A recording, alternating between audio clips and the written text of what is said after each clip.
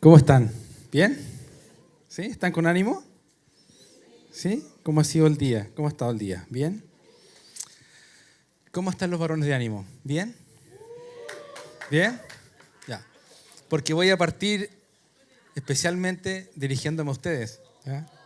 Así que tienen que estar atentos y animados. ¿Cuál es el diseño de Dios para el matrimonio? A modo de preámbulo, quiero explicar lo siguiente. Cuando hablamos de diseño, me voy a referir yo a los elementos centrales que el Señor pensó para el matrimonio, como la esencia que tiene detrás. No voy a ahondar en el desarrollo de lo que es un matrimonio, porque eso ya implica que estemos aquí no horas, sino tal vez días y semanas hablando de lo que Dios planea para nuestros matrimonios, que es bastante más. Así que nos vamos a ceñir a lo que es el diseño, la estructura que sostiene, digamos, esa idea. Y también a modo de preámbulo, decir que no muchas veces tenemos claridad como cristianos de lo que Dios dice sobre algunos temas de nuestra vida. Y ese es el caso del matrimonio. O se desconoce por completo o se tiene una idea muy vaga de lo que dice la palabra de Dios sobre el matrimonio.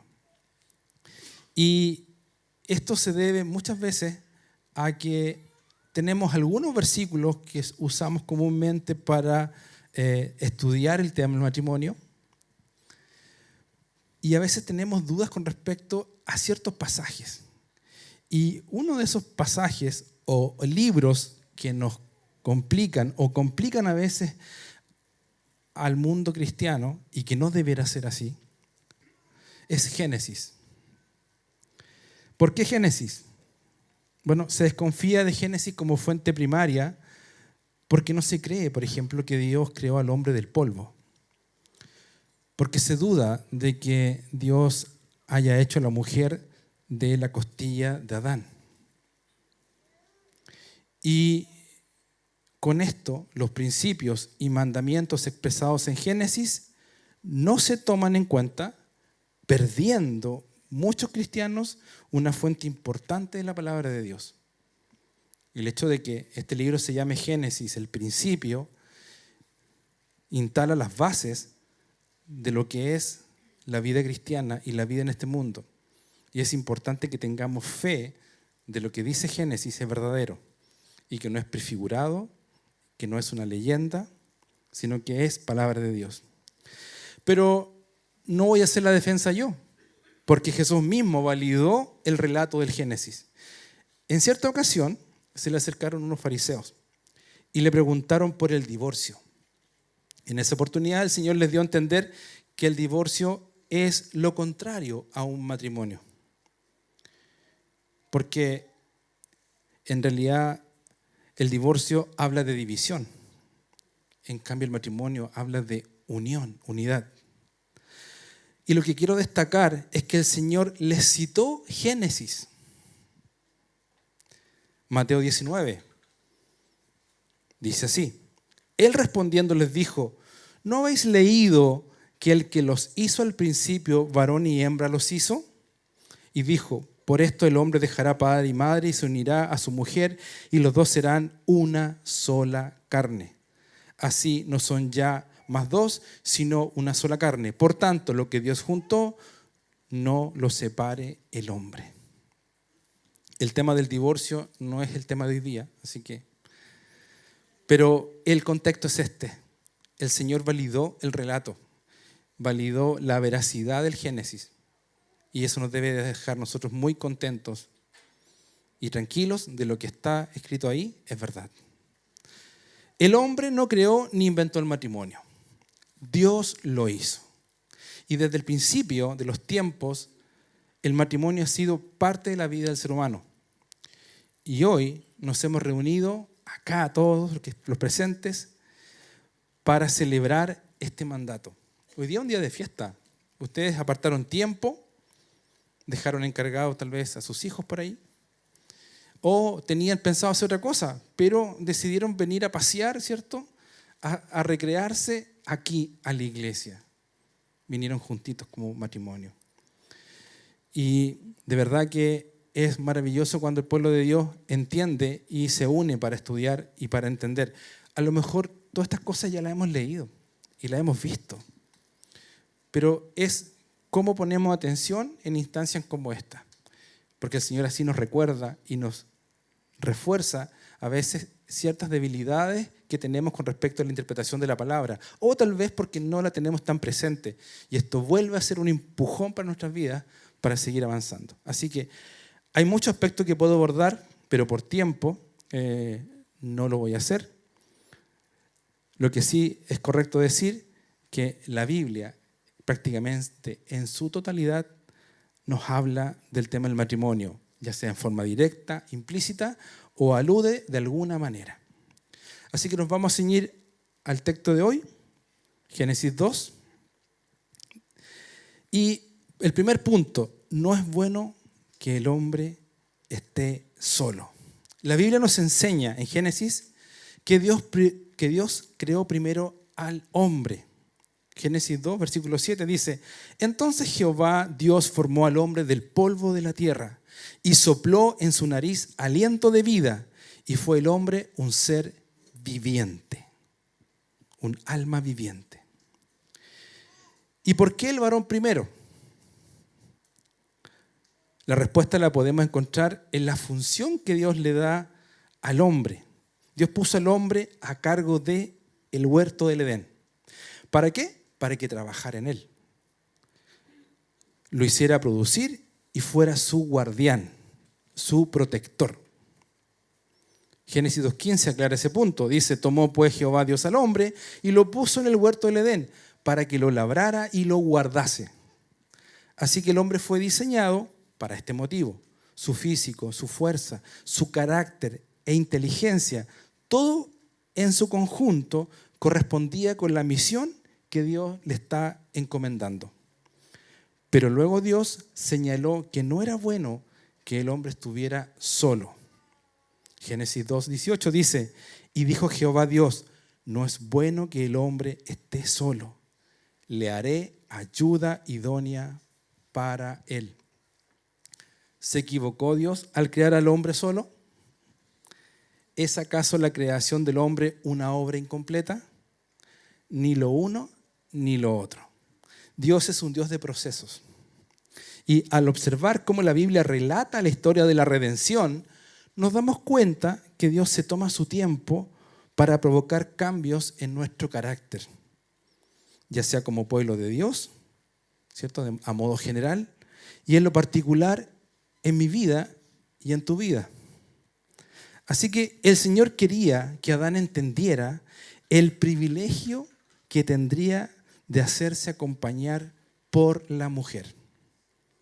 Que aprendiera a valorar no solo su compañía, sino todo su ser. Que él aprendiera a cuidarla, a disfrutar de su compañía, de la misma manera que tú y yo hemos aprendido a cuidar a nuestras esposas. Hemos aprendido a valorarlas como hijas de Dios. Nos hemos deleitado con su amor, con su compañía. Y cuando las miramos y contemplamos su hermosura, estamos felices, estamos contentos. Cuando les prestamos oído, podemos escuchar sus palabras sabias y de aliento. Es un privilegio compartir la vida con ellas. Ahora, es posible que no sea la situación que están viviendo y estén posiblemente pasando momentos difíciles y anhelan una relación placentera y de alguna manera pasarla bien. Pero no te desanimes. No debes entender que la base en realidad, no es que no debes entender que la base de una relación matrimonial satisfactoria en realidad no se encuentra primero en la intimidad con la mujer. Se encuentra primero en la intimidad con el Señor. Ahí. Si no tengo intimidad con el Señor, no voy a tener una intimidad satisfactoria con mi mujer. Porque toda bendición, todo cambio, Todo don de paciencia y de amor viene del Señor a través de la obra del Espíritu Santo. Así que ánimo, resiste, lucha por tu matrimonio, porque si llegaste hasta aquí es porque el Señor te está llamando, y a todos nosotros nos está llamando a un cambio como varones. La iglesia, el cuerpo de Cristo, claramente que nos puede acompañar. Y nos puede acompañar para poder trabajar en nuestras vidas y en las vidas de nuestro matrimonio. Así que no están solos, no tienen por qué pasar esta situación, esta crisis, sin apoyo. Reciban la compañía del cuerpo. Así que ya basta de guardarse todo lo que sienten, es tiempo de comenzar a hablar, es tiempo de comenzar a pedir ayuda. Así que si alguno, pasando el aviso, desea consejería matrimonial, hablo en serio, aquí en medio se dirigen a los que están a cargo, ¿cierto?, el retiro, y les piden datos de quiénes acá. Aquí hay hartas personas que hacen consejería. Y es un agrado servir en esta área, en el matrimonio. Porque nosotros somos testigos de que en nosotros ha habido restauración. Y creemos que también lo va a haber en ustedes. Así que ánimo. Para Adán no se halló ayuda idónea. No se halló ayuda idónea. El Señor quería que Adán se diera cuenta que necesitaba esta ayuda idónea. Y con ayuda idónea, el texto de Génesis se refiere literalmente a una ayuda que le corresponda. ¿Y cómo lo hizo Dios? Génesis 2:19-20 dice: Jehová Dios formó pues de la tierra toda bestia del campo y toda ave de los cielos, y las trajo a Adán para que viese cómo había de llamar. Y todo lo que Adán llamó a los animales vivientes, ese es su nombre. Y puso Adán nombre a toda bestia y ave de los cielos y a todo ganado del campo. Mas para Adán no se halló ayuda idónea para él. Cuando Adán vio pasar a todos los animales ante él, se dio cuenta que no había ninguno a su semejanza. No había ningún animal creado como Adán, a imagen y semejanza de Dios. Porque Adán fue hecho a imagen y semejanza de Dios. Génesis 1:26a dice: Entonces dijo Dios, hagamos al hombre a nuestra imagen conforme a nuestra semejanza. Ahí estaba también incluida la mujer. Fuimos hechos a semejanza de Dios. La imagen de Dios en el hombre significa que el hombre se parece a Dios. Y esto lo posiciona aparte del mundo animal. Fue creado para tener dominio sobre la creación. Algo que comparte con Dios, porque Dios también toma dominio sobre la creación. El hombre recibe instrucciones directamente del Señor y puede comunicarse con Él. Usted puede orar a Dios. Usted sabe cómo dirigirse a Dios. Usted sabe cómo fue creado el mundo. Los animales no tienen conciencia de eso. Por esto, no se halló ayuda idónea para el hombre en los animales. Los animales no pueden reemplazar a las personas. Los animales domésticos son una bendición, son muy hermosos, nos acompañan, son de utilidad para ciertas labores, pero no son comparables a un ser humano. Dios no lo diseñó así. Así que el hombre, al observar los animales, mientras les ponía nombre, burro, gato, perro, elefante, vaca, de seguro se dio cuenta que estos tenían pareja. Al menos se daría cuenta que eran macho y hembra. Así que Dios, de una manera muy especial, había preparado el camino para darle al hombre ayuda idónea. Una ayuda muy especial. Hueso de mis huesos y carne de mi carne. Génesis 2, versículo 21, dice: Entonces Jehová hizo caer sueño profundo sobre Adán. Y mientras éste dormía, tomó una de sus costillas y cerró la carne en su lugar. Y de la costilla de Jehová, Dios tomó del hombre, hizo una mujer y la trajo al hombre. El Señor Dios cuidadosamente extrajo de Adán una costilla. ¿Cómo lo hizo? Lo hizo mientras lo hacía dormir. Lo hizo dormir. Un sueño profundo, dice el texto. ¿Esto para qué? Para cuidarlo del trauma del dolor. Si a usted le sacan una costilla así vivo, yo creo que sería muy doloroso. ¿Ya? Muy doloroso. Ya que le saquen un diente, ya es un tema ya. A mí que me corten las uñas ya me duele. Yo soy valiente. Como todos los varones. El Señor lo cuidó del trauma del dolor. Fue sin sufrimiento. ¿Por qué este acto? ¿Cuál es el misterio? Extraña forma de dar vida a otro ser. El Señor lo que estaba haciendo era colocar al hombre en un sitial de privilegio. Escúcheme, sitial de privilegio. De personificar a Cristo en la cruz. Adán fue puesto a dormir y así apuntar a Cristo que yacía muerto en la cruz. Dios abrió el costado de Adán para crear de su hueso, de su carne y de su sangre una mujer que sería su esposa. Génesis 2:23. Dijo entonces Adán: esto ahora, hueso de mi hueso y carne de mi carne, esta será llamada varona, porque del varón fue tomada.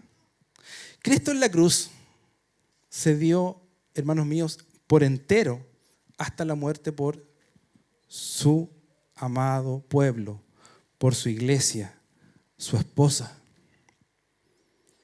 Juan 19, versículo 33 al 34 dice: mas cuando llegaron a Jesús, como le vieron ya muerto, no le quebraron las piernas. Cristo está en la cruz. Pero uno de los soldados le abrió el costado con una lanza y al instante salió sangre y agua. Lucas 22 dice: y tomó el pan y dio gracias y lo partió y les dio, diciendo: este es mi cuerpo, que por vosotros es dado, haced esto en memoria de mí. De igual manera, después que hubo cenado, tomó la copa diciendo: esta copa es el nuevo pacto en mi sangre, que por vosotros se derrama. Dios puso a Adán en una posición especial y con él a todos nosotros, hermanos míos. El Señor nos puso en una posición de prefiguración de su gran sacrificio. A nosotros no nos ha costado nada. A Adán no le costó nada. Al Señor le costó todo. Él fue rechazado, traicionado y crucificado. Él soportó la ira de Dios por los que amaba. El llamado a los esposos entonces es amar a sus esposas como Jesús amó a la iglesia. Del costado del Señor nace la iglesia, su pueblo. Del costado de Adán nace la mujer. El hombre estaba dormido, el Señor había muerto. No nos costó nada. A Adán no le costó nada. A nosotros, ¿cuál es el llamado entonces? Es ahora. Aquello que no nos costó nada, debemos cuidarlo con nuestras vidas. Y ahí, nuevamente, se instala el propósito para el cual el hombre fue hecho. Para cultivar el huerto, para protegerlo, para cuidarlo. Y ese huerto, el nuevo huerto en el que estamos nosotros instalados hoy día, es el matrimonio, la familia. Cuidar y proteger este espacio que Dios nos dio, prefigurando el sacrificio de Cristo. Efesios 5, 29 al 30 dice, porque nadie aborreció jamás a su propia carne, sino que la sustenta y la cuida, como también Cristo a la iglesia, porque somos miembros de su cuerpo, de su sangre y de sus huesos. Nosotros somos parte de su sangre, de su cuerpo y de sus huesos. Así como la mujer es parte de carne y hueso del hombre. Debemos entonces como varones amar a nuestras esposas. Y el Señor nos pone en un tremendo ejemplo. No es fácil digerir esto, porque exige bastante. Y no hay ninguno de nosotros que esté capacitado.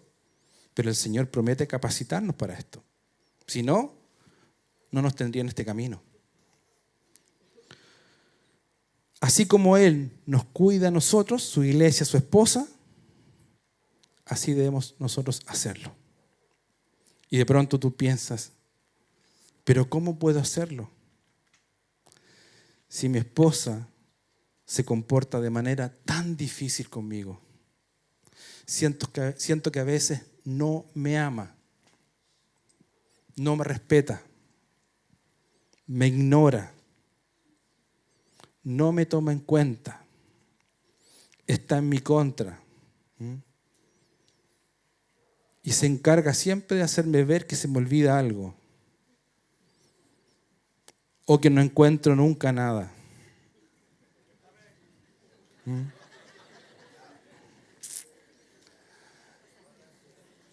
¿Acaso no hacemos con el Señor lo mismo nosotros, hermanos? ¿No hacemos con el Señor lo mismo? ¿Lo tratamos mal? ¿Lo ignoramos? ¿Le damos la espalda? ¿No le damos la gloria que merece? Y ante sus ojos pecamos. Jeremías 2:29, en la versión de la Biblia de las Américas, dice, ¿por qué contendéis conmigo? Habla el Señor. Todos vosotros os habéis rebelado contra mí, declara el Señor. Hermanos, exigimos en la relación con nuestras esposas algo que nosotros mismos no le damos al Señor. Le pedimos a nuestras esposas que nos respeten y nosotros no respetamos al Señor. Le pedimos que nos honren y nosotros no honramos al Señor. Les pedimos dedicación y nosotros no nos dedicamos al Señor. El Señor, cuando estuvo con sus discípulos, reconoció que era difícil tratar con ellos. Así que el Señor nos entiende. En cierta ocasión, Mateo 17, respondiendo Jesús dijo, oh generación incrédula y perversa, ¿hasta cuándo he de estar con vosotros? ¿Hasta cuándo os he de soportar? ¿Qué pasó? Sus discípulos no pudieron ayudar a un joven lunático. Su incredulidad y falta de fe molestó al Señor. Por eso los reprendió. Pero luego fue paciente para escucharlos cuando le preguntaron por qué ellos no pudieron ayudarlo. Y Él les explicó con claridad. ¿Cómo lo hacía el Señor para soportar todos los días la relación con ellos?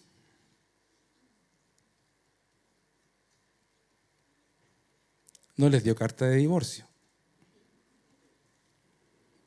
Cristo pasaba mucho tiempo orando y buscando la comunión con el Padre. Y rogando por ellos, por su cuidado, por su transformación, por su santidad. Así, nosotros los varones podemos lidiar con los conflictos en la relación matrimonial. Y es necesario comprender también que no somos blancas palomas. No lo somos, hermanos. ¿Ya? No somos blancas palomas. Y muchas veces generamos, sí, nosotros, las discusiones y los conflictos. Y ante eso debemos orar primeramente por nuestro carácter, por nuestra santificación. Y primero debemos buscar la paja en nuestro ojo, la viga en nuestro ojo, y después ir a buscar la paja en el ojo ajeno. Muchas veces somos nosotros los que calentamos el ambiente en la familia, los que echamos a perder el día. Somos nosotros. El problema es que estamos demasiado acostumbrados a tener actitudes que incomodan a nuestras esposas. Y como ya nos han aguantado tantos años, que no aguanten otros más, decimos. Pero no funciona así, hermanos. Hay que llegar a un punto de transformación, hay que llegar a un punto de cambio. Por eso es importante, primeramente, orar por nosotros, por nuestro carácter, y tener una comunión con el Señor. Sin una comunión con el Señor no podremos, escúcheme, no podremos lidiar con la vida familiar, no podemos lidiar con el matrimonio y no podemos soportar a nuestras esposas, en sentido de poder llevarlas por este mundo como nuestras parejas. Cuando Adán dijo que la mujer será llamada varona, porque del varón fue tomada, esa expresión, varona, ¿es un nombre o es una expresión de reconocimiento?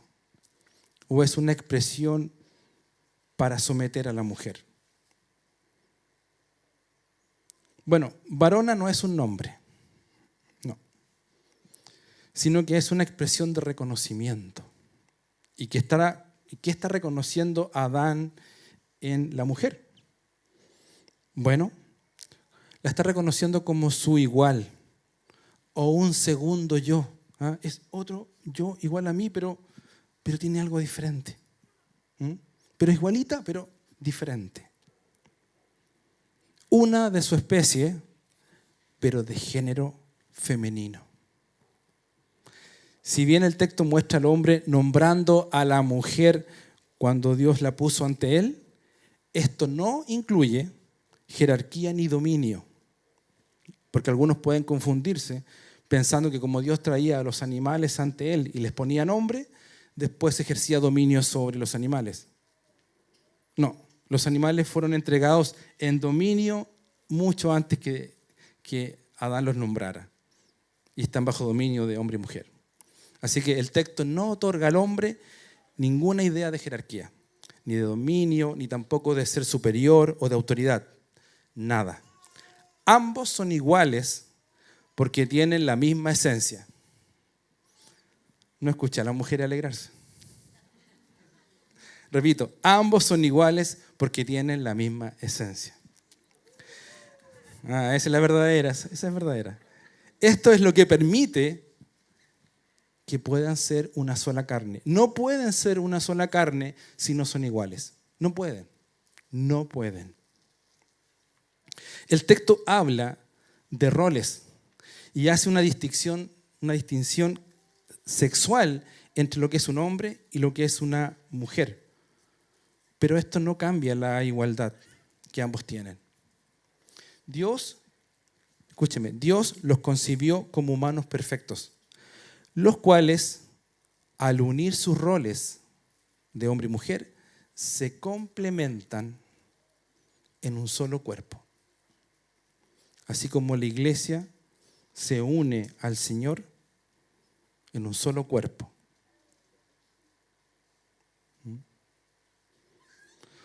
Pero fue el pecado el que destruyó esa unidad e igualdad. El pecado que entró en el huerto. Cuando usted lee Génesis 3:16 en la parte B, hay algo que Dios le dice a la mujer. Y dice, y tu deseo será para tu marido, y él se enseñoreará de ti. En otras palabras podemos decir, ella querrá estar cerca de su marido. Ella tendrá deseo por su marido. Querrá que la quieran, que la amen, pero él la gobernará. A partir de allí, los hombres han dominado y sometido a las mujeres. Muchas veces despreciándolas y usándolas con fines exclusivamente de interés sexual. O simplemente para procrear o como servidumbre. Han sido maltratadas. Y hermano mío, Usted, como yo, hemos sido parte de eso. En algún grado hemos sido parte de eso.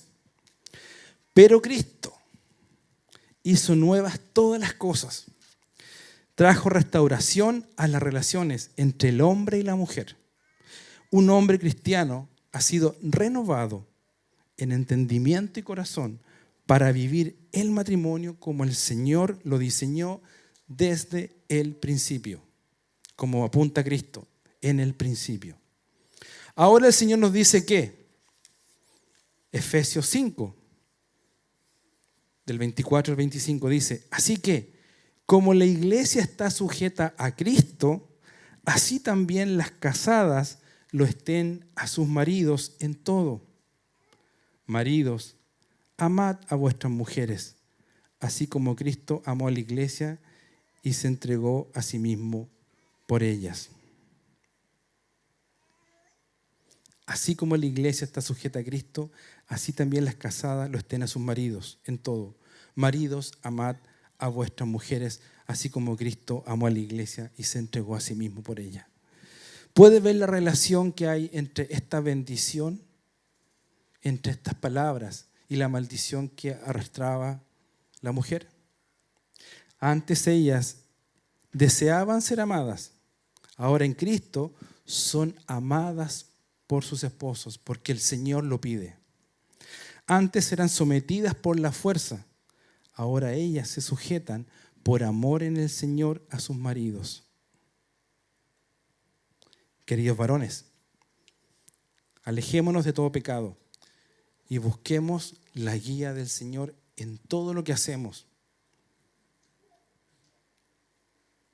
Porque si no, no podremos amar a nuestras esposas entregándonos en sacrificio como Cristo lo hizo por la iglesia. No hay manera.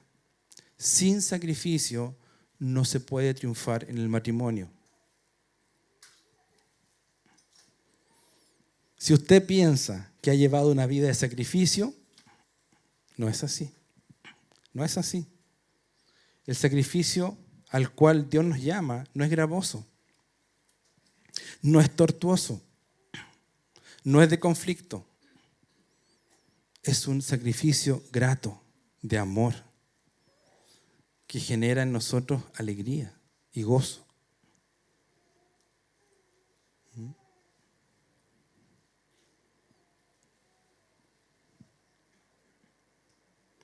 Tenemos el privilegio, hermanos míos, de prefigurar a Cristo en la relación con nuestras esposas. Somos pequeños Cristos en la casa. A mucha honra el Señor nos ha dado ese privilegio. Y para esto el Señor nos capacita con su Santo Espíritu. Y tenemos la responsabilidad de reflejar a Cristo frente al mundo a través de nuestros matrimonios. ¿Por qué frente al mundo? Porque hoy en día el matrimonio bíblico es algo que al mundo no le interesa. Es algo que ha sido dejado de lado y ha sido desechado. Y es nuestra responsabilidad continuar este testimonio hasta que el Señor venga. Primeramente por nuestros hijos, que tengan el mejor ejemplo de matrimonio y no el ejemplo que da la televisión, que dan los libros, las películas, los cantantes. El mejor ejemplo lo deben recibir de sus padres. Así que tenemos una responsabilidad de llevar a cabo un buen matrimonio, aún ya siendo abuelos.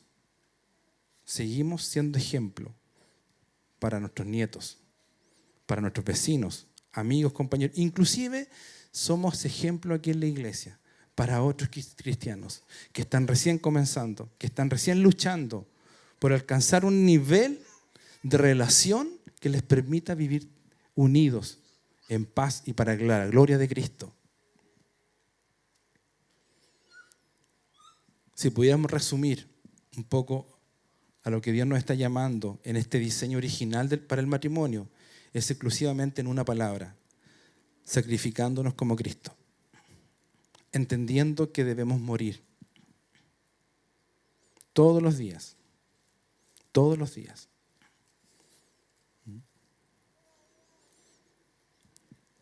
Puede ser gravoso en algún momento por la falta de tiempo, puede ser incómodo en algún momento porque a lo mejor no seremos comprendidos, ¿cierto? Nuestros esfuerzos por no olvidar nada del supermercado a lo mejor no van a ser aplaudidos. Nuestros esfuerzos por limpiar los zapatos al entrar a la casa también no van a ser atendidos. Pero hay millones de cosas en las cuales nunca vamos a ser entendidos.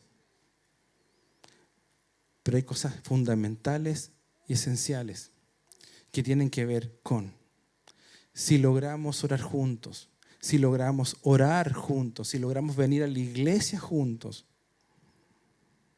si logramos orar por uno por el otro, si logramos tener misericordia el uno por el otro. Y si más encima a eso, somos capaces de decirle a Dios, gracias Señor por mi cónyuge.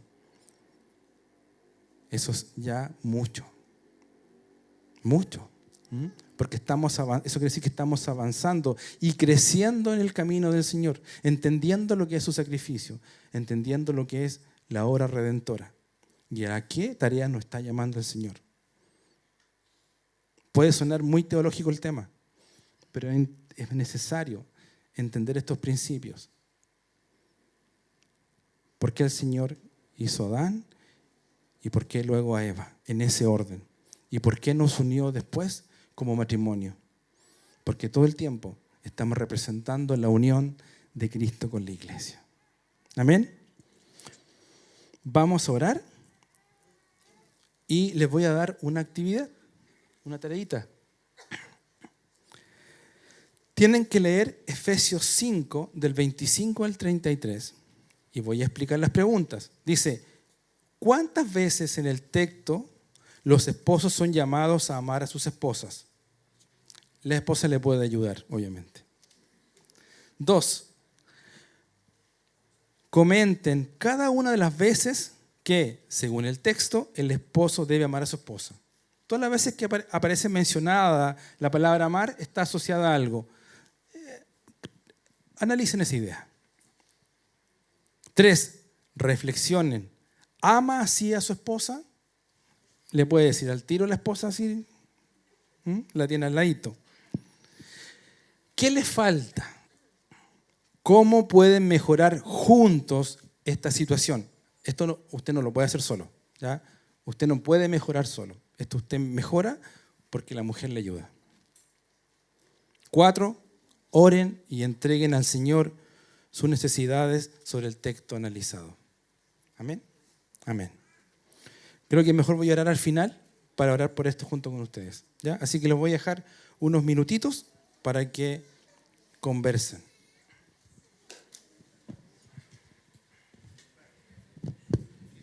Estimados,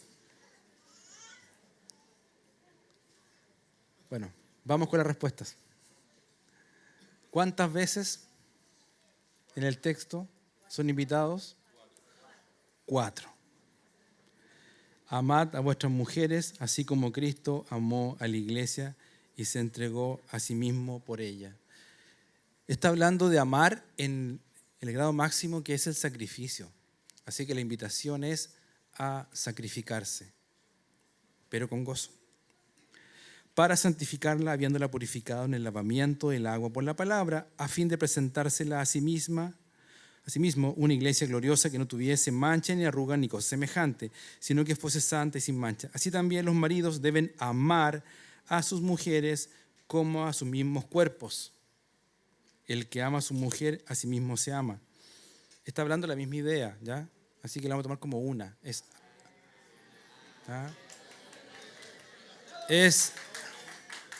amar. Fíjense lo que está poniendo. Es, si usted ama su cuerpo y difícilmente, claro, una cosa es que usted no esté conforme con su cuerpo, pero usted si le da hambre, come, ¿cierto? ¿Cierto? Si le da frío, se abriga. Si le da sueño, duerme. Esos son cuidados al cuerpo. Bueno, esos mismos cuidados que usted tiene por sí mismo y que parecieran que son muy egoístas, son los que debemos tener por la esposa. La alimentación, proveer, ser proveedores. Y cualquier cuidado, el abrigo, está hablando de cuidados muy particulares hacia el cuerpo. Pero todo eso es manifestación de amor, amor declarado. Porque nadie aborreció jamás su propia carne, sino que la sustenta y la cuida, como también Cristo a la iglesia. Y ese ejemplo también lo pone como Cristo. Cristo cuida su cuerpo, a la iglesia. Entonces usted cuida su cuerpo, que es su esposa. Por esto dejará el hombre a su padre y a su madre y se unirá a su mujer y los dos serán una sola carne. Grande es este misterio, más yo digo esto respecto de Cristo y la iglesia. Por lo demás, cada uno de vosotros ame también a su esposa como a sí mismo. Y ahí está hablando de otra dimensión, ya no está hablando del cuerpo, sino que si usted se ama como es, si usted se percibe y tiene un aprecio por sí mismo, bueno, téngalo primeramente por su esposa, que también es su cuerpo. Esto se trata de entender la unidad en que estamos. Pareciera que por momentos del día y por semanas somos dos seres muy diferentes. Pero no nos engañemos. La palabra dice que somos una sola carne. Y si agrandamos esto a nuestra relación eterna, un día seremos uno con todos nosotros. Todos nosotros estaremos unidos en espíritu con el Señor en el cielo. Allá no habrá matrimonios, habrá un solo gran matrimonio, su iglesia con el Señor. Así que, hermanos míos, el desafío entonces es a vivir el sacrificio de Cristo todos los días para cuidar a la esposa. Examinarse constantemente. ¿Me estoy sacrificando? ¿Lo estoy haciendo con gozo, con alegría? ¿Me estoy quejando? ¿Me está costando? Recuerde que el Señor lo hizo por nosotros y lo sigue haciendo, nos sigue sustentando y cuidando cada día. Así que esa es la invitación para ustedes, mi estimado. ¿Ya? Vamos a orar y entregar entonces cada una de las situaciones que ustedes vieron y que quisieran mejorar como pareja, y que la esposa se contentaría mucho si el marido lo hace, y el marido también acaba de ver tal vez lo que le falta y necesita mejorar. Padre Celestial, presentamos ante ti, Señor amado, todos estos sentires, todos estos pensamientos, Señor, que tu palabra provoca en nosotros, Señor. No son emociones como las del mundo, sino que tienen que ver con la reflexión en tu palabra. Y queremos pedir, Señor, que tú bendiga a los varones presentes, a los esposos, Señor, los guardes, los cuides, Señor, y les permitas, Señor, vivir el amor hacia sus esposas como tú lo haces con la iglesia. Realmente que ellos sean verdaderamente Cristos en su hogar, dando la vida, dándose entero por amor a sus esposas, Señor, entendiendo este misterio de la unidad, Señor, que tú has guardado y estableciste desde el principio de los tiempos, Señor, para que cada hombre y mujer lo viva con gozo para tu gloria. Te damos gracias, Señor, en el nombre de Jesús. Amén.